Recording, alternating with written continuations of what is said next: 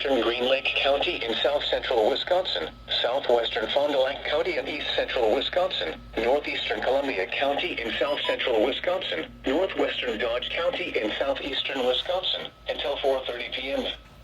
At 3:51 p.m., a severe thunderstorm was located near Markeson, or 14 miles west of Waupun, moving east at 15 miles an hour. Hazard, 60 miles an hour wind gusts and quarter-size hail.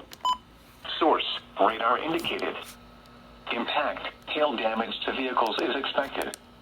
Expect wind damage to roofs, siding, and trees. Locations impacted include Beaver Dam, Waupun, Markeson, Brandon, Fox Lake, Alto, Manchester, Fairwater, Kingston, Atwater, Astico, and Laguna. For your protection, move to an interior room on the lowest floor of a building.